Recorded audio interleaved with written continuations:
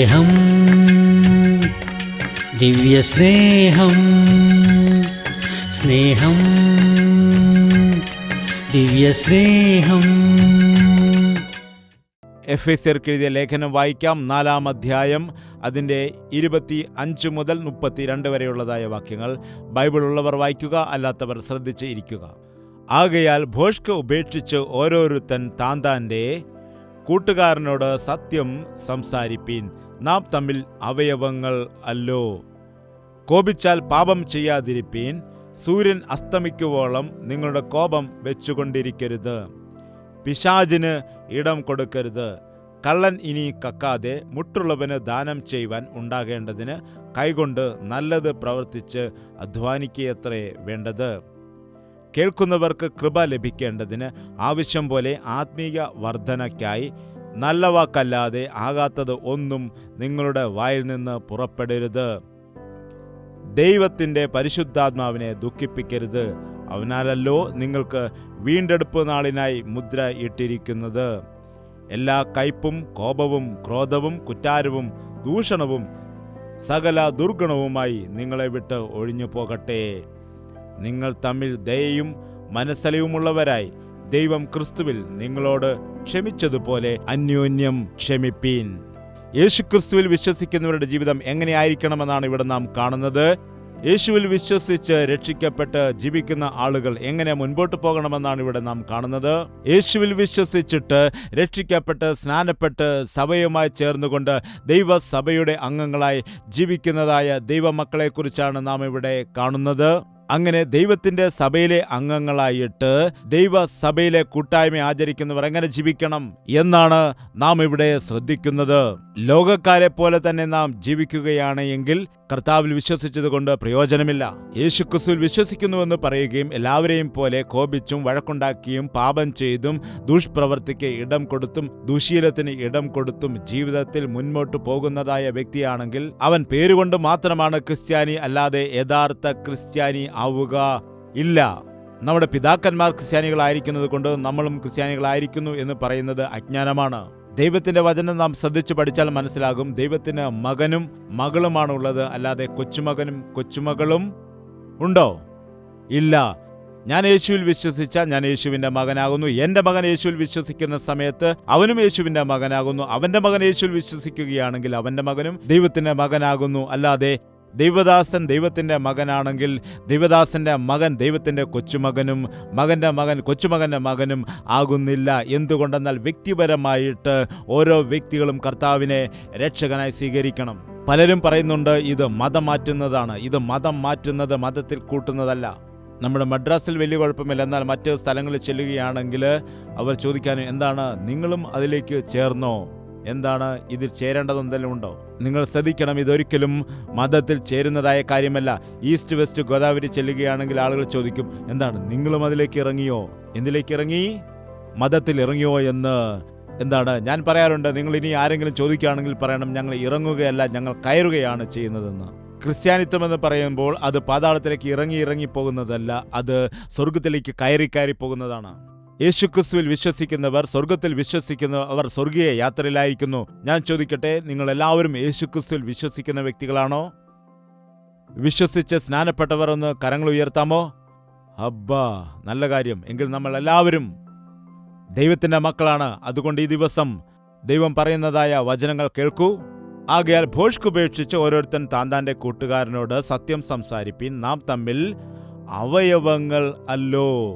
നമ്മൾ എന്ന് പറയുമ്പോൾ ആരാണ്? യേശുവിൻ്റെ മക്കൾ, ദൈവത്തിൻ്റെ സഭയിലായിരിക്കുന്ന നാം തമ്മിൽ എങ്ങനെയുള്ളവരാണ്? അവയവങ്ങൾ അല്ലോ. എന്താണ് പറയുന്നത്? നാം തമ്മിൽ അവയവങ്ങൾ ആണല്ലോ.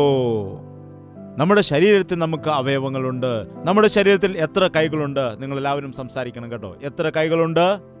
5? 2 കൈകളുണ്ട്. 2 കൈകൾ എത്ര ശരീരത്തിന് വേണ്ടിയുള്ളതാണ്? ഒരു ശരീരത്തിന് വേണ്ടിയുള്ളതാണ്. നമ്മൾ യേശുക്രിസ്തുവിൻ്റെ ശരീരത്തിലെ അവയവങ്ങൾ ആയിരിക്കുന്നു. നമ്മൾ ഏതെല്ലാം സാഹചര്യത്തിൽ ജീവിക്കുന്ന വ്യക്തികളാണെങ്കിൽ പോലും നമ്മൾ യേശുക്രിസ്തുവിൻ്റെ ശരീരത്തിൻ്റെ അവയവങ്ങൾ ആയിരിക്കുന്നു. ഒരാൾ മറ്റൊരാളെ വഞ്ചിക്കുവാൻ പാടില്ല എന്നാണ് ദൈവത്തിന്റെ വചനം പറയുന്നത്. നിങ്ങൾ എവിടെയെങ്കിലും കണ്ടിട്ടുണ്ടോ ഈ കൈയെ വഞ്ചിക്കുന്നതായിട്ട് നിങ്ങൾ കണ്ടിട്ടുണ്ടോ? ഈ കൈക്ക് മറ്റേ കൈ അറിയാതെ എന്തെങ്കിലും കാര്യം ചെയ്യുവാൻ സാധിക്കുമോ? എന്താണ്? ഈ കൈ അറിയാതെ ഈ കൈക്ക് എന്തെങ്കിലും ചെയ്യാൻ കഴിയുമോ?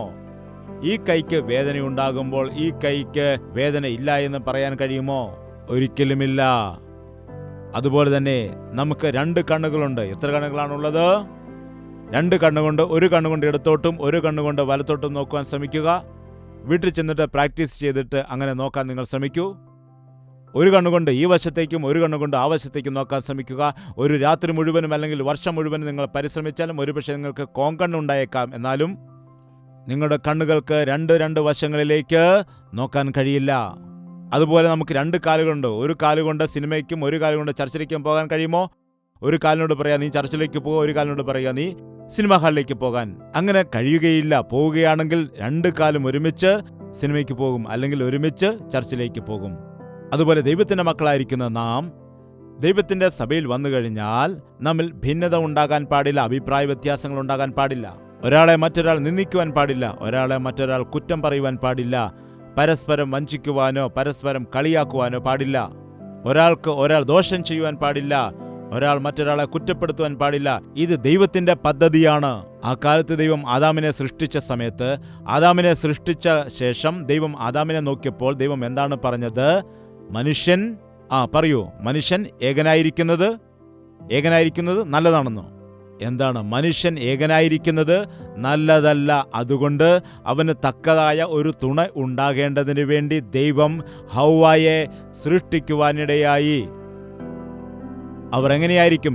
ഏക ശരീരമായിട്ട് ആയിരിക്കും എന്ന് കർത്താവ് പറഞ്ഞു. അതുപോലാണ് നമ്മുടെ സഭയുടെ കാര്യവും. ഈ ദിവസം കർത്താവിൻ്റെ രക്തം കൊടുത്ത് വിലയ്ക്ക് വാങ്ങപ്പെട്ടതായ അവൻ്റെ സഭ മുഴുവനും ഒറ്റ ശരീരമായിരിക്കുവാൻ വേണ്ടിയാണ് കർത്താവ് ആഗ്രഹിക്കുന്നത്. എന്നാൽ പിശാചിന്റെ പണി എന്താണെന്നറിയാമോ? മനുഷ്യനെയും തമ്മിൽ വേർപിരിക്കുകയാണ്. മനുഷ്യന്റെ ഇടയ്ക്ക് വന്നിട്ട് അവൻ പ്രവർത്തിച്ചിട്ട് അവരെ തമ്മിൽ ഭിന്നിപ്പിക്കുകയാണ് ചെയ്യുന്നത്.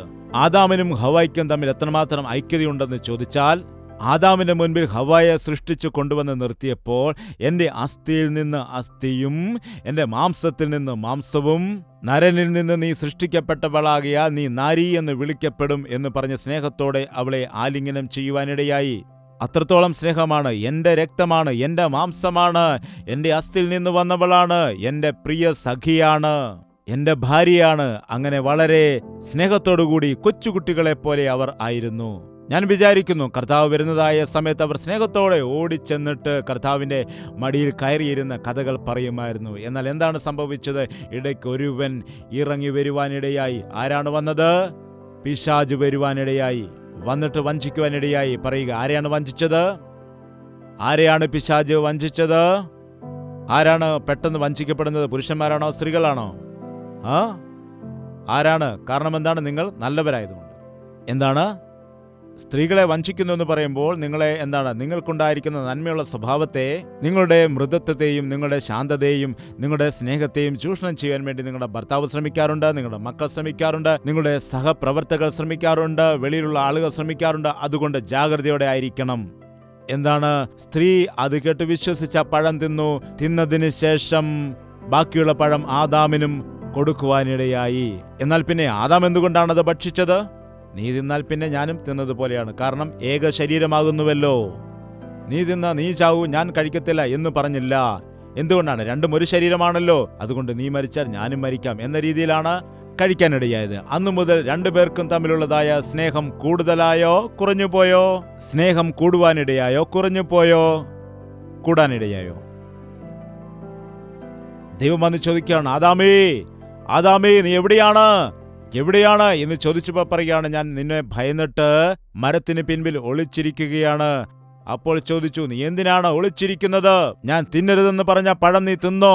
അതേ കർത്താവേ, തിന്നു, അറിയാതെ ഞാൻ തിന്നുപോയി. എന്റെ അസ്ഥിയിൽ നിന്നും അസ്ഥിയായ, എന്റെ മാംസത്തിൽ നിന്നും മാംസമായ എന്റെ ഭാര്യയെ തന്നപ്പോൾ തിന്നാതിരിക്കാൻ കഴിയുമോ? അതുകൊണ്ട് തിന്നു എന്ന് പറഞ്ഞോ എന്നാണോ പറഞ്ഞത്? എന്താണ് പറഞ്ഞത്? നീ എന്നോട് കൂടെ ഇരിപ്പാൻ തന്നിരിക്കുന്ന ഈ സ്ത്രീ നൽകിയപ്പോൾ തിന്നു എന്നാണ് പറഞ്ഞത്. ഇപ്പോൾ വരെയും എന്റെ മാംസം എൻ്റെ അസ്ഥി എന്നൊക്കെ പറഞ്ഞിട്ട് ഇപ്പോൾ എന്താണ് പറഞ്ഞത്? നീ എൻ്റെ കൂടെ ഇരിപ്പാൻ തന്ന ഇവൾ തന്നു എന്നാണ്. അങ്ങനെ ഇവൾ തന്നതുകൊണ്ടാണ് ഞാൻ കഴിച്ചത്, ഞാൻ നല്ല വ്യക്തിയാണ് എന്ന് പറഞ്ഞ് ഇപ്പോൾ ബുദ്ധിക്ക് എന്ത് സംഭവിച്ചിരിക്കുന്നു? അന്നു മുതൽ ഭാര്യയ്ക്കും ഭർത്താവിനും തമ്മിൽ ഐക്യത നഷ്ടപ്പെട്ടിരിക്കുന്നു. ഇപ്പോഴും നിങ്ങൾ ശ്രദ്ധിക്കുക, ഭാര്യയ്ക്കും ഭർത്താവിനും തമ്മിൽ ഏറ്റവും കൂടുതലും കുറ്റപ്പെടുത്തലും വഴക്കുണ്ടാക്കലുമാണ്. ഈ കാലത്ത് നോക്കുകയാണെങ്കിൽ ഐക്യതയോടെ ജീവിക്കുന്ന കുടുംബങ്ങൾ വളരെ ചുരുക്കമാണ് എന്ന് കാണാം. യേശുവിൻ്റെ രക്തത്താൽ കഴുകപ്പെട്ട ചില കുടുംബങ്ങൾ മാത്രമാണ്. നിങ്ങൾ വിചാരിക്കും വിശ്വാസിയുടെ കുടുംബത്തിൽ കുഴപ്പമില്ലെന്ന്. അവിടെ പിശാച് പ്രവർത്തിക്കും. ഞാൻ വിശ്വാസിയായോണ്ട് കുഴപ്പമില്ല എന്ന് വിചാരിക്കരുത്. നിന്റെ കുടുംബത്തിലാണ് അവൻ പ്രശ്നമുണ്ടാക്കാൻ വരുന്നത്. മരിച്ചവരെ കൊണ്ട് പിശാചിന് ഒരു പണിയുമില്ല. കാരണം ഓൾറെഡി അവന്റെ കയ്യിലാണുള്ളത്. നിന്റെ കുടുംബത്തിലാണ് അവന് പ്രവർത്തിക്കാനിടയാവുന്നത്. യേശുവിൽ വിശ്വസിച്ച് അവന്റെ നാമമഹത്വത്തിന് വേണ്ടി ജീവിക്കണമെന്ന് ആഗ്രഹിക്കുന്ന, വിശുദ്ധിയോടെ ജീവിക്കണമെന്ന് ആഗ്രഹിക്കുന്ന, നല്ല സാക്ഷ്യമുള്ളവനായി ജീവിക്കണമെന്ന് ആഗ്രഹിക്കുന്ന, കർത്താവിന് വേല ചെയ്യുവാൻ ആഗ്രഹിക്കുന്ന മക്കളെക്കുറിച്ച് കണ്ടിട്ടില്ലേ? അവരുടെ പിന്നാലെയാണ് പിശാച് പോകുന്നത്. അവരുടെ കുടുംബത്തിൽ അസ്വസ്ഥത ഉണ്ടാക്കാനിടയാകും. ഇവിടെ എൻ്റെ മുൻപിലായിരിക്കുന്നതായ കുടുംബങ്ങളിൽ എത്ര കുടുംബങ്ങളിൽ ഭാര്യയ്ക്കും ഭർത്താവിനും തമ്മിൽ ഐക്യതയുണ്ട് എന്ന് എനിക്കറിയില്ല. എന്നാൽ ഏത് വിഷയത്തിലും കുടുംബത്തിൽ ഏക അഭിപ്രായത്തോടെ ഭാര്യ ഭർത്താക്കന്മാർ ആയിരിക്കുന്നുണ്ടോ? ഒരു വീട് വാങ്ങാൻ പറയുമ്പോൾ ശരിയാണ്, അല്ലെങ്കിൽ വേണ്ട, അല്ലെങ്കിൽ വേണ്ടെങ്കിൽ വേണ്ട. ഒരു ബൈക്ക് വാങ്ങാം, അത് വേണ്ട, വേണ്ടെങ്കിൽ വേണ്ട. ഞാനൊരു സാരി വാങ്ങാൻ പോവുകയാണ്, ഇപ്പോൾ സാരിയൊന്നും വേണ്ട, അതിൻ്റെ ആവശ്യമില്ല. ശരി, വേണ്ട എങ്കിൽ വേണ്ട.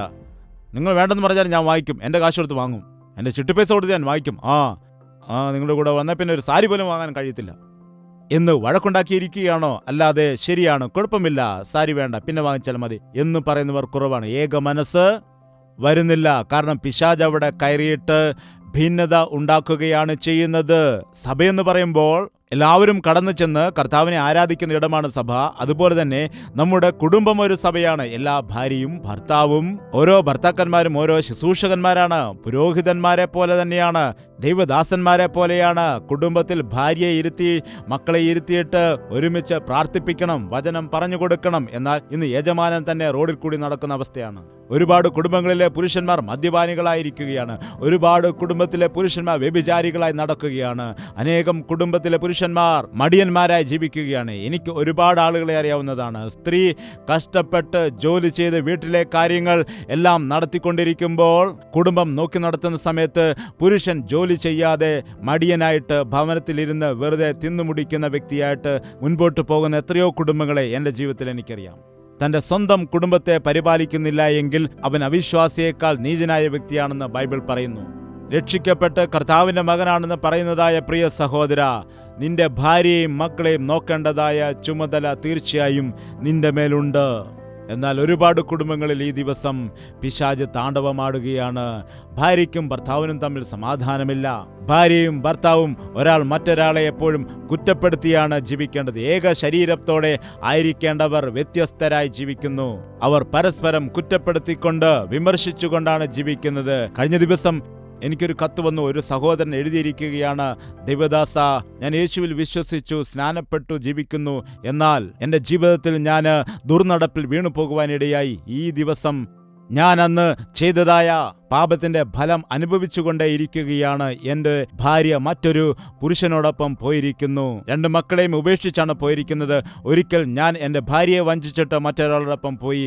ഇപ്പോൾ എൻ്റെ ഭാര്യ എന്നെ വഞ്ചിച്ചിട്ട് വേറൊരു പുരുഷനോടൊപ്പം പോയിരിക്കുന്നു. ദൈവം എന്നോട് ക്ഷമിക്കുമോ?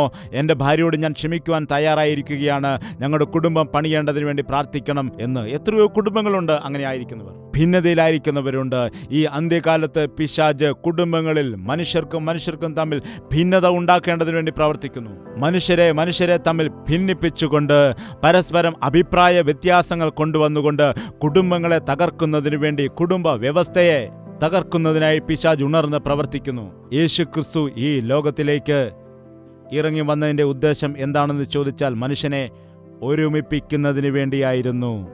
മുമ്പേ ദൂരസ്ഥരായിരുന്ന വ്യക്തികളെ സമീപസ്ഥരാക്കുന്നതിന് വേണ്ടി, ഏതു മതക്കാരനാണെങ്കിലും ഭാഷക്കാരനാണെങ്കിലും ദേശക്കാരനാണെങ്കിലും ദരിദ്രനാണെങ്കിലും ധനവാനാണെങ്കിലും യേശുക്രിസ്തുവിന്റെ രക്തത്താൽ കഴുകപ്പെട്ടതായ എല്ലാ മക്കളും ഒരേ ശരീരമായ ക്രിസ്തുവിന്റെ അവയവങ്ങളായി ഇരിക്കണമെന്ന് ആഗ്രഹിച്ചു. സ്നേഹവും ഐക്യതയുമുള്ളവരായിക്കൊണ്ട് ഈ ലോകത്തിന് യേശുക്രിസ്തുവിന്റെ സ്നേഹത്തെ കാണിച്ചു കൊടുക്കുവാൻ വേണ്ടി ആഗ്രഹിക്കുന്നു. നിങ്ങൾ ഒരാൾ മറ്റൊരാളെ സ്നേഹിക്കുന്ന സമയത്ത് എൻ്റെ ശിഷ്യന്മാരാണെന്ന് ലോകം തിരിച്ചറിയുമെന്ന് യേശുക്രിസ്തു വചനത്തിൽ കൂടി പറയാനിടയായി. ഇന്നുള്ളതായ ക്രിസ്ത്യാനികളുടെ ഇടയിൽ സ്നേഹമുണ്ടോ? എന്താണ് സംസാരിക്കാത്തത്? എന്താണ് മറുപടി പറയാത്തത്? ഉണ്ടോ? എല്ലാ സഭക്കാരെയും സ്നേഹിക്കുമോ? അതോ സ്വന്തം സഭക്കാരെ മാത്രമേ സ്നേഹിക്കുകയുള്ളൂ? സ്വന്തം സഭക്കാരെ തന്നെ സഹിക്കാൻ കഴിയുന്നില്ല, പിന്നെ എങ്ങനെയാ മറ്റുള്ള സഭക്കാരെ? അങ്ങനെയാണോ പറയുന്നത്? അവരുടെ കയ്യിലും ബൈബിളുണ്ട്, ഞങ്ങളുടെ കയ്യിലും ബൈബിളുണ്ട്. പിന്നെ എന്തുകൊണ്ടാണ് നിങ്ങൾ പരസ്പരം സ്തോത്രം പോലും പറയാത്തത്? അവരുടെ രീതികൾ വേറെയായിരിക്കാം, അല്ലെങ്കിൽ ഭാഷകൾ വേറെയായിരിക്കാം. അവർ തമിഴ് ക്രിസ്ത്യാനികളായിരിക്കാം, അല്ലെങ്കിൽ മലയാളം ക്രിസ്ത്യാനികളായിരിക്കാം. നമ്മൾ തെലുങ്ക് ക്രിസ്ത്യാനികളായിരിക്കാം. അവർ പണക്കാരായിരിക്കാം, അല്ലെങ്കിൽ പാവപ്പെട്ടവരായിരിക്കാം. അങ്ങനെയാണെങ്കിലും എല്ലാവരും ദൈവത്തിന്റെ സന്നിധിയിൽ നാം എല്ലാവരും ഒരുപോലെയല്ലേ? ദൈവത്തിന്റെ മക്കളല്ലേ? ഇതുപോലെ ഒരു ആലയത്തിലേക്ക് വരുന്ന സമയത്ത് നാം എല്ലാവരും ദൈവത്തിന്റെ മക്കളാണ്. നാം ഒരുപോലെയുള്ളവരാണ്. കർത്താവിൽ വിശ്വസിച്ചതായ വിക്ടോറിയ രാജ്ഞിമാരിൽ ഒരു നല്ല രാജ്ഞി ഉണ്ടായിരുന്നു. ഒരുപാട് രാജ്ഞിമാരിൽ ചില ആളുകൾ എതിരായിട്ട് പ്രവർത്തിക്കുന്ന വ്യക്തികളുണ്ടായിരുന്നു. എന്നാൽ അത് നല്ലൊരു രാജ്ഞി ഉണ്ടായിരുന്നു. ഒരു ദിവസം ആ രാജ്ഞി ദൈവത്തിന്റെ ആലയത്തിൽ ചെന്ന് തിരുമേശയിൽ പങ്കുചേരുന്നതിന് വേണ്ടി വരുവാനിടയായി. സാധാരണ നിങ്ങളുടെ സഭകളിൽ എങ്ങനെയാണ് തിരുമേശ കൊടുക്കുന്നതെന്ന് എനിക്കറിയത്തില്ല. ചില ആളുകൾ മുൻപോട്ട് വന്നിട്ട് മുഴങ്കാൽ മടക്കും. അവർക്ക് ദൈവദാസൻ കൊടുത്ത ശേഷം ബാക്കിയുള്ള ആളുകൾ വരും. കുറച്ചു പേരെ ഉണ്ടെങ്കിൽ അങ്ങനെയാണ് നടത്താറുള്ളത്. എന്നാൽ കൂടുതൽ ആളുകളുണ്ടെങ്കിൽ സഭയിലെ മുതിർന്ന ശുശ്രൂഷകരും അതിൽ ഭാഗവാക്കാകുവാൻ ഇടയാകും. എന്നാൽ ഇന്ന് അനേകം ആളുകളാൽ നിറയപ്പെട്ടിരിക്കുന്ന സഭകളുണ്ട്. ചില സഭകളിൽ കയറി വരുമ്പോൾ തന്നെ വീഞ്ഞിന്റെ ചെറിയൊരു കുപ്പിയും അതുപോലെ റൊട്ടിയുടെ ചെറിയൊരു കുപ്പിയും അവിടെ തന്നെ കൊടുത്ത് അകത്തോട്ട് കയറ്റിവിടുകയാണെന്നാണ് പറയുന്നത്. വിശ്വാസികൾക്കും അവിശ്വാസികൾക്കും എല്ലാവർക്കും കൊടുക്കുമെന്നാണ് പറയുന്നത്. അത് ഏത് രീതിയാണെന്ന് എനിക്കറിയില്ല. കർത്താവ് എന്താണ് നമ്മോട് പറഞ്ഞിരിക്കുന്നത്? ഇത് നിങ്ങൾ എൻ്റെ ഓർമ്മയ്ക്കായി ചെയ്യുവിനെന്ന് പറഞ്ഞാണ് കർത്താവ് ശിഷ്യന്മാർക്ക് കൊടുത്തത്. തൻ്റെ കൂടെ ഉണ്ടായിരുന്ന ശിഷ്യന്മാർക്കാണ് കർത്താവ് കൊടുത്തത്. എന്നാൽ അത് എല്ലാ സഭയിലുമുള്ളവർക്കല്ല. അത് മറ്റുള്ളവർക്ക് പ്രസാദം കൊടുക്കുന്നത് പോലെ കൊടുക്കുന്നത് അല്ല. വിക്ടോറിയ രാജി ഈ സഭയിൽ വന്ന സമയത്ത് മുൻപോട്ട് വന്നിട്ട് അവിടെ മുഴങ്കാലം അടക്കിയിരിക്കാനിടയായി. അപ്പോൾ തന്നെ ആ സഭയിലുണ്ടായിരുന്ന പ്രായമുള്ളതായ ഒരു സ്ത്രീ മുൻപോട്ട് വന്ന് രാജ്ഞിയുടെ അടുക്കൽ തന്നെ മുഴങ്കാലം അടക്കുവാനിടയായി. ചില നിമിഷങ്ങൾക്കുള്ളിൽ അവർക്ക് മനസ്സിലായി, രാജ്ഞിയാണ് അപ്പുറത്തിരിക്കുന്നത്. അയ്യോ, രാജ്ഞിയുടെ അടുത്താണോ ഞാൻ ഇരിക്കുന്നത് എന്ന് പറഞ്ഞിട്ട് എഴുന്നേറ്റ് പോകാൻ തുടങ്ങിയതായ സമയത്ത് രാജ്ഞി അവരെ അവിടെ തന്നെ പിടിച്ചിരുത്തിയിട്ട് ചെവിയിൽ പറഞ്ഞു, ഞാൻ സിംഹാസനത്തിൽ ഇരിക്കുമ്പോൾ മാത്രമാണ് രാജ്ഞി, എന്നാൽ ദൈവത്തിൻ്റെ സന്നിധിയിൽ വരുമ്പോൾ നാം എല്ലാവരും ഒരുപോലെയാണ് എന്ന്. ദൈവസന്നിധിയിൽ നാം എല്ലാവരും ഒരുപോലെയാണ്. അവിടെ വിദ്വേഷങ്ങൾക്കോ ഭിന്നതയ്ക്കോ ഒരു രീതിയിലുള്ളതുമായ സ്ഥാനവും ഇല്ല. അതാണ് ദൈവം ആശിക്കുന്നത്. അങ്ങനെ നാം ചെയ്യുമ്പോൾ ദൈവം നമ്മെ കണ്ട് സന്തോഷിക്കുവാനിടയാകും. നിങ്ങളുടെ കോപവും വിദ്വേഷമൊന്നും മനസ്സിൽ വെച്ച് സൂക്ഷിക്കരുത്. നമ്മൾ മനുഷ്യരായകൊണ്ട് പരസ്പരം നാം അറിഞ്ഞോ അറിയാതെയോ മറ്റുള്ളവരെ വേദനിപ്പിക്കാറുണ്ട്, ബുദ്ധിമുട്ടൊക്കെ ഉണ്ടാക്കാറുണ്ട്. നാം അറിയാതെ തന്നെ നമ്മുടെ സംസാരത്തിൽ കൂടി മറ്റുള്ളവർക്ക് വേദന ഉണ്ടായേക്കാം. അങ്ങനെയുള്ള സമയത്ത് നാം എന്താണ് ചെയ്യേണ്ടത്? ആ വ്യക്തിയോട് ക്ഷമിച്ചുകൊണ്ട് ദൈവസന്നിധിയിൽ നാം നിരപ്പ് പ്രാപിക്കേണ്ടതാണ്. വെറുക്കുവാൻ പാടില്ല. എല്ലാവരും കേൾക്കുന്നുണ്ടോ? എത്ര പേർക്ക് പറയാൻ കഴിയും എനിക്ക് കോപമുണ്ട് എന്ന്? കൈ ഉയർത്താമോ? ബാക്കിയുള്ളവർക്ക് കോപം ഉണ്ടാകില്ലേ? ജീവനോട് തന്നെയാണ് ഉള്ളത്. എനിക്ക് കൽക്കട്ടയിൽ ഒരു മീറ്റിംഗ് ഉണ്ടായിരുന്നു. അത് നടക്കുന്ന സമയത്ത് ഞാൻ കോപത്തെക്കുറിച്ചാണ് സംസാരിക്കുന്നത്. ഒരുപാട് തവണ കോപിക്കാൻ പാടില്ല എന്ന് പറയുകയാണ്. ഒരു പെൺകുട്ടി അവിടെ ഇപ്പോൾ കരയുകയാണ്, കരഞ്ഞുകൊണ്ടേയിരിക്കുകയാണ്. അപ്പോൾ പറഞ്ഞു, അസാരമില്ല, കുറച്ചു നേരം മിണ്ടാതിരിക്കുക എന്ന് പറഞ്ഞു സാവധാനം. എന്നാൽ വീണ്ടും കരച്ചിൽ നിർത്താതെ കരഞ്ഞുകൊണ്ടിരിക്കുമ്പോൾ ഞാൻ പറഞ്ഞു, മിണ്ടരുത്. അപ്പോൾ തന്നെ ആ പെൺകുഞ്ഞ് വായടയ്ക്കാനിടയായി. അത്രയും നേരം ഞാൻ പതിയെ പറഞ്ഞിട്ടൊന്നും ആ കുഞ്ഞ് കേട്ടില്ല. എന്നാൽ സമാധാനത്തോടെ പറയാതെ ദേഷ്യപ്പെട്ട് പറഞ്ഞപ്പോൾ ആ കുഞ്ഞ് ശാന്തമായി. മീറ്റിംഗ് എല്ലാം കഴിഞ്ഞ് ഒരാൾ വന്ന് പറഞ്ഞു, നല്ല പ്രസംഗമായിരുന്നു, കോപിക്കരുതെന്ന് പറഞ്ഞിട്ട് കൊച്ചു കുഞ്ഞായിട്ട് പോലും എന്തുകൊണ്ടാണ് അത്രയും കോപിച്ചത്? അപ്പോൾ ഞാൻ ചിന്തിക്കാനിടയായി.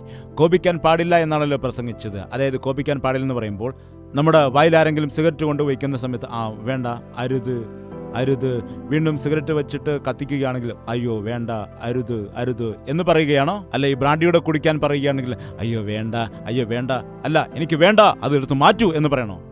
അങ്ങനെയല്ലേ നാം പറയേണ്ടത്? അതിലേ അതിൻ്റെ ശരിയായ രീതി. ദൈവത്തിന്റെ വചനം പറയുന്നു, പാപ വിഷയത്തിൽ മാത്രം കോപിക്കുക, എന്നാൽ പാപം ചെയ്യാൻ പാടില്ല. പാപത്തിന്റെ വിഷയത്തിലല്ലാതെ മറ്റൊരു വിഷയത്തിലും നിങ്ങൾ കോപിക്കുവാൻ പാടില്ല. പാപവിഷയത്തിൽ കോപിക്കണം. യേശുവിന് കോപം വന്നിട്ടുണ്ടോ ഇല്ലയോ? 2 തവണ കോപം വരുവാനിടയായി.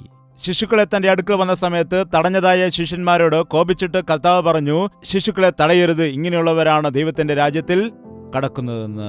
വിശുദ്ധ മന്ദിരത്തെ, ആലയത്തെ വ്യാപാര സ്ഥലമാക്കി മാറ്റിയപ്പോൾ ചാട്ടവാറ് കൊണ്ടുവന്നിട്ട് കോപത്തോടെ അവരെയെല്ലാം അടിച്ചോടിച്ചിട്ട് അവിടം ശുദ്ധീകരിക്കുവാൻ ഇടയായി. അതായിരുന്നു, അവൻ കോപിച്ചിട്ട് ആരെയും ഉപദ്രവിക്കുക അല്ല ചെയ്തത്. ദൈവിക വിഷയത്തിൽ, വിശുദ്ധിയുടെ വിഷയത്തിൽ, ദൈവത്തിന്റെ രാജ്യത്തിന്റെ വിസ്തൃതിക്ക് തടസ്സം വന്നതായ വിഷയത്തിൽ അവൻ കോപിക്കുവാനിടയായി. അതുകൊണ്ട് നിങ്ങൾ കോപിക്കില്ല എന്ന് പറയുന്നവർ എൻ്റെ വാക്ക് കേൾക്കുന്നുണ്ടോ ഇല്ലയോ എന്ന് എനിക്ക് മനസ്സിലാവുന്നില്ല. അതുകൊണ്ട് നിങ്ങൾ കോപിക്കുകയില്ലല്ലോ. വീട്ടിൽ ചെല്ലുമ്പോൾ നിങ്ങൾ സൂക്ഷിച്ചിരിക്കുക, പിശാച് കാത്തിരിക്കുകയാണ്, നിങ്ങൾക്ക് കോപം വരില്ലല്ലോ എന്നാണല്ലോ പറഞ്ഞതെന്ന്. ഒരു സഹോദരി എന്നോട് പറഞ്ഞു, എനിക്ക് കോപം വരികയില്ല, എനിക്ക് വെറുതെ കോപം വരികയില്ല, ആരെങ്കിലും എന്നെ ശല്യം ചെയ്താൽ മാത്രം കോപം വരുമെന്നാണ്. നിങ്ങൾക്കറിയാം, മൂർഖമ്പാവിനെ കൂട്ടിൽ വെക്കുകയാണെങ്കിൽ എങ്ങനെ കിടക്കും? എങ്ങനെ അത് കിടക്കുമെന്ന് കണ്ടിട്ടുണ്ടോ? ആ കൂടയ്ക്കകത്ത് ശാന്തമായിട്ട് ചുരുണ്ട് കിടക്കുന്നത് കാണാം. എന്നാൽ ആ മൂടി എടുക്കുന്ന സമയത്ത്, എന്നാൽ മൂടി തുറന്നാലും വലിയ കുഴപ്പമില്ല, എന്നാൽ കൈ ഇങ്ങനെ ഒന്ന് വെക്കുകയാണെങ്കിൽ എന്നും പറഞ്ഞ് പത്തി കൊടുത്തു. നമ്മുടെ അഹത്തെ തൊടുന്നതായ സമയത്ത്, നമ്മുടെ സ്വാർത്ഥതയെ തൊടുന്ന സമയത്ത് നമുക്ക് എവിടെയുമില്ലാത്ത കോപം ഓട്ടോമാറ്റിക്കായിട്ട് ഉണ്ടാകുന്നു. അതുകൊണ്ടാണ് ബൈബിൾ പറയുന്നത്, കോപം ഉപേക്ഷിക്കുക, ക്രോധം വിട്ടുകളയുക, നിന്റെ കോപമാണ് നിന്റെ ശത്രു എന്ന്. ദിവസം മുഴുവൻ ഒരു വ്യക്തി വയലിൽ പോയി കഷ്ടപ്പെട്ട് വന്നാൽ എത്രമാത്രം ക്ഷീണമുണ്ടാകുമോ അത്രയും ക്ഷീണം തന്നെ 5 മിനിറ്റ് കോപിച്ച് ബഹളം വയ്ക്കുന്ന വ്യക്തിക്കുണ്ടാകുമെന്നാണ്. ഒരു ദിവസം മുഴുവനും വയലിൽ പോയി വേലി കൊണ്ട് അധ്വാനിച്ച് കഷ്ടപ്പെടുന്ന മനുഷ്യന് എത്രമാത്രം ക്ഷീണമുണ്ടാകുമോ അത്രയും ക്ഷീണം തന്നെ 5 മിനിറ്റ് ഒരു വ്യക്തി കോപിച്ച് ബഹളം വയ്ക്കുകയാണെങ്കിൽ ഉണ്ടാകുന്നു. അതുകൊണ്ടാണ് ക്ഷീണിച്ചിട്ട് വെള്ളം തരൂ എന്ന് പറയുന്നത്. കോപിക്കുന്ന വ്യക്തിയുടെ രക്തമെല്ലാം ചൂടായി തിളയ്ക്കുമെന്നാണ് പറയുന്നത്. കോപിക്കുവാൻ പാടില്ല. ദൈവമക്കളായിരിക്കുന്ന നാം പരസ്പരം ക്ഷമിക്കണം, പരസ്പരം നാം സഹിക്കാൻ പഠിക്കണം, സ്നേഹിക്കണം, ഒരാൾക്ക് വേണ്ടി മറ്റൊരാൾ ജീവിക്കുവാൻ പഠിക്കണം. ഒരാളെ കണ്ട് മറ്റൊരാൾ സന്തോഷിക്കണം. നിന്നേക്കാൾ നിന്റെ അയൽക്കാരൻ സുഖമായിരിക്കുമ്പോൾ സന്തോഷിക്കുക. നിന്റെ മക്കളേക്കാൾ നല്ല വസ്ത്രങ്ങൾ മറ്റുള്ളവരുടെ മക്കൾ ധരിക്കുകയാണെങ്കിൽ അത് കണ്ടിട്ട് നീ സന്തോഷിക്കുക. നിന്റെ മക്കൾ പാസ്സായില്ല, മറ്റുള്ളവരുടെ മക്കൾ പാസ്സായെങ്കിൽ എന്തു ചെയ്യണം? ആനന്ദിക്കണം. എന്താണ് ചെയ്യേണ്ടത്? സന്തോഷിക്കണം. ഇന്നങ്ങനെ ചെയ്യില്ല. അവരുടെ മക്കൾ എന്തുകൊണ്ട് പാസ്സായി, എന്റെ മോൻ എന്തുകൊണ്ട് പാസ്സായില്ല? ഞാൻ ഗ്രാമത്തിലും കണ്ടിട്ടുണ്ട്. ഇത് 1984 ആയിരുന്ന സമയത്ത് ഒരു ഗ്രാമത്തിൽ ദൈവവേല ചെയ്ത സമയത്ത് ഒരു ദിവസം സഭയിലേക്ക് ഒരു വിശ്വാസിനി ഓടി വരികയാണ്. പാസ്റ്റർ നിങ്ങൾ പറയണം, പാസ്റ്റർ നിങ്ങൾ പറയണം. ഞാൻ ചോദിച്ചു, എന്താണ് പറയേണ്ടത് സഹോദരി? ഞാനും എന്റെ അയൽക്കാരിയും ഒരുമിച്ചാണോ സ്നാനപ്പെട്ടത്? ശരിയാണോ? അതെ, ഒരുമിച്ചാണ്. നിങ്ങളാണല്ലോ സ്നാനപ്പെടുത്തിയത്. അതെ, ശരിയാണ്. ഇപ്പോഴെന്താണ് കുഴപ്പം? ഞങ്ങൾ രണ്ടുപേരും സഭയിൽ വരുന്നുണ്ടല്ലോ. അതെ, വരുന്നുണ്ട്. ഇപ്പോൾ കുഴപ്പം എന്താണ്? ഞങ്ങൾ രണ്ടുപേരും കോഴി വാങ്ങാനിടയായി. അവർ വാങ്ങിച്ച കോഴി മുട്ടയിടുന്നുണ്ട്, ഞങ്ങളുടെ കോഴി മുട്ടയിടുന്നില്ല. എന്തുകൊണ്ടാണ്? ഇവരുടെ സങ്കടം എന്താണെന്ന് വെച്ചാൽ, അവരുടെ കോഴി മുട്ടയിട്ടില്ലായിരുന്നുവെങ്കിൽ കുഴപ്പമില്ലായിരുന്നു. അവരുടെ കോഴി മുട്ടയിടുന്നുണ്ട്, എന്നാൽ ഇവരുടെ കോഴി മുട്ടയിടുന്നില്ല. എന്തുകൊണ്ട് മുട്ടയിടുന്നില്ല എന്നിപ്പോൾ ഞാൻ പറഞ്ഞു കൊടുക്കണം. ഇവരുടെ ദുഃഖം എന്താണ്? ഇവരുടെ വേദന എന്താണ്? അവർ നന്നായിരിക്കുന്നു. എന്തുകൊണ്ടാണ് അവർ വാങ്ങിച്ച കോഴി മാത്രം മുട്ടയിട്ടത്, ഞാൻ വാങ്ങിച്ച കോഴി എന്തുകൊണ്ടാണ് മുട്ടയിടാത്തത് എന്ന് വല്ലാത്തൊരു വെപ്രാളമാണ്, ദേഷ്യമാണ്. നിങ്ങളുടെ ജീവിതത്തിൽ എപ്പോഴെങ്കിലും കോപം വന്ന സമയത്ത് നിങ്ങൾ മുഖം നോക്കിയിട്ടുണ്ടോ? നിങ്ങളുടെ അപ്പനോ അമ്മയോ കോപിക്കുന്നതായ സമയത്ത് നിങ്ങൾ എന്തു ചെയ്യണമെന്നറിയാമോ? നിങ്ങൾ ഒന്നും പറയരുത്, ഒന്നും ചെയ്യേണ്ട കാര്യമില്ല. സാവധാനം നിങ്ങളൊരു വലിയ കണ്ണാടി കൊണ്ടുവന്നിട്ട് പതിയെ മുഖത്തിന്റെ അടുത്ത് കൊണ്ടുവച്ചാൽ മതി. അപ്പോൾ തന്നെ ദേഷ്യപ്പെട്ട് മുഖം ചുളിച്ച് ആ ദേഷ്യപ്പെട്ട് വികൃതമായ കണ്ണൊക്കെ ചുമപ്പിച്ച് നോക്കുന്നതായ സമയത്ത് അവർ തന്നെ അത് കണ്ടിട്ട് ചിരിക്കുവാനായിട്ട് നിങ്ങളൊന്നും പറയേണ്ട കാര്യമില്ല, ചിരിക്കാനിടയാം. കോപിക്കുമ്പോൾ അവരുടെ മുഖം അവർക്ക് തന്നെ കാണുവാൻ കഴിയുകയില്ല. കാരണം കോപിക്കുന്ന സമയത്ത് നാം പിശാചിന്റെ മുഖഭാവമുള്ളവരാകും. നിന്നിൽ സമാധാനമുണ്ടെങ്കിൽ, നിന്നിൽ സ്വസ്ഥതയുണ്ടെങ്കിൽ, നിന്നിൽ സ്നേഹമുണ്ടെങ്കിൽ നിന്റെ മുഖത്ത് യേശുവിന്റെ മുഖം കാണുവാൻ കഴിയും. ബൈബിളിൽ ഇങ്ങനെ പറയുന്നു, നമ്മൾ ദൈവത്തിന്റെ ആലയമായിരിക്കാൻ ഒരാൾ മറ്റൊരാളെ വിദ്വേഷിക്കുവാൻ പാടില്ല. അതുപോലെ തന്നെ പരസ്പരം സ്നേഹത്തോടെയായിരിക്കണം. അതുപോലെ തന്നെ പിശാചിന് നാം നമ്മുടെ ജീവിതത്തിൽ ഇടം കൊടുക്കുവാൻ പാടില്ല. എന്താണ്? നാം പലപ്പോഴും അപവാദി എന്ന് പറയുമല്ലോ. അപവാദി ആരാണെന്ന് അറിയാവുന്ന വ്യക്തികളുണ്ടെങ്കിൽ കൈയുയർത്തുക. നിങ്ങളുടെ ഫ്രണ്ടാണോ, നിങ്ങളുടെ ശത്രുവാണോ? നിങ്ങളുടെ സ്നേഹിതനാണോ, അതോ നിങ്ങൾക്ക് എതിരായുള്ള വ്യക്തിയാണോ? വേദപുസ്തകം പറയുന്നു, നമ്മുടെ ശത്രുവായിരിക്കുന്ന പിശാച്. യേശുവിൽ നാം വിശ്വസിച്ചതിന് ശേഷം നമ്മുടെ ശത്രു ആരാണ്? പിശാച്. അവൻ നമ്മുടെ പഴയ ഫ്രണ്ടാണ്. അവനായിരുന്നു നമ്മുടെ ആദ്യത്തെ ഫ്രണ്ട്. എന്നാൽ നാം കർത്താവിനെ അറിഞ്ഞതിന് ശേഷം നമ്മുടെ ജീവിതത്തിൽ അവന് ഇടം കൊടുക്കാൻ പാടില്ല. അവന് നമ്മുടെ ജീവിതത്തിൽ ഒരു സ്ഥാനവുമില്ല. പിശാചിന് ഇടം കൊടുക്കുവാൻ പാടില്ല. എവിടെയാണ് കള്ളം പറയുന്നത്, എവിടെയാണ് വ്യാജമുള്ളത്, എവിടെയാണ് ബഹളവും കോപവുമുള്ളത്, അവിടെ പിശാച് കടക്കുവാനിടയാകും. അതുകൊണ്ടാണ് കർത്താവ് പറയുന്നത്, നീ പിശാചിന് ഇടം കൊടുക്കരുത്. ഈ അന്ത്യകാലത്ത് അവൻ മനുഷ്യനെ തെറ്റിക്കുന്നതിന് വേണ്ടി ഉപായങ്ങൾ വിചാരിച്ചുകൊണ്ട് നടക്കുകയാണ്.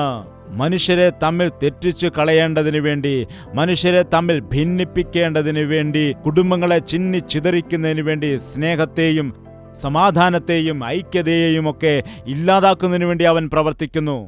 എന്നാൽ യേശുക്രിസ്തു ഈ ലോകത്തിലേക്ക് വന്നത് എന്തിനാണെന്നറിയാമോ? മനുഷ്യനെ ഐക്യതയിലാക്കാനാണ്. മുമ്പ് ദൂരസ്ഥരായിരുന്ന നമ്മെ സമീപസ്ഥരാക്കാൻ വേണ്ടിയാണ്.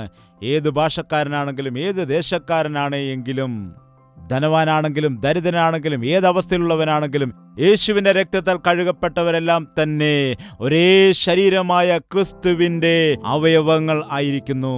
നാം സ്നേഹത്തിൽ സന്തോഷത്തിൽ വർദ്ധിച്ചു വന്നുകൊണ്ട് യേശുക്രിസ്തുവിന്റെ സ്നേഹം ലോകത്തിന് കാണിച്ചു കൊടുക്കണമെന്ന് അവൻ ആഗ്രഹിക്കുന്നു.